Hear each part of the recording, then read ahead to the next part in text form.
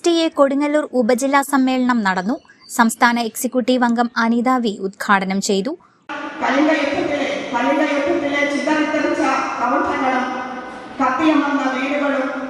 മക്കളെ നഷ്ടപ്പെട്ട അമ്മമാരുടെ വിലവിളിയും കണ്ട് മനസ്സുമടുത്ത മഹാനായ അശോക ചക്രവർത്തി അങ്ങനെയാണ് ബുദ്ധമതം സ്വീകരിച്ചത്. അതിനുശേഷം അദ്ദേഹം കലിംഗ രാജ്യം മൊത്തം ബുദ്ധ സന്ദേശം ഉൾക്കൊള്ളുന്ന സന്ദേശങ്ങൾ ശിലാപാടുകളിൽ കൊത്തിവെച്ചുകൊണ്ട് ആ സാമ്രാജ്യം മൊത്തം സ്ഥാപിച്ചു. ശാന്തിയുടെയും സമാധാനത്തിന്റെയും അഹിംസയുടെയും സന്ദേശം വരുന്ന ആ ബുദ്ധമത തത്വത്തിന് നേർവിപരീതമായിട്ടാണ് പുതിയ അശോക സ്തംഭത്തിലെ ദ്രവിഷ്ടകാട്ടി അലറിവിളിക്കുന്ന സിംഹത്തിന്റെ രൂപമുള്ള അശോക സ്തംഭം മോഡി അനാച്ഛാദനം ചെയ്തത്.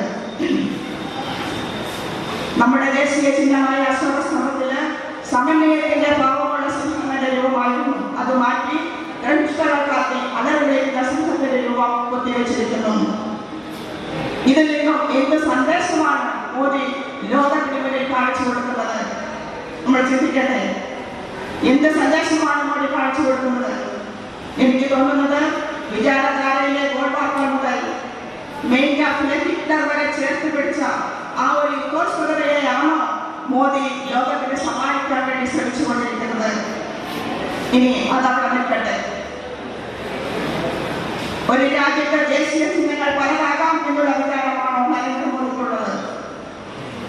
അങ്ങനെയാണെങ്കിൽ ഓരോ ഇന്ത്യക്കാരും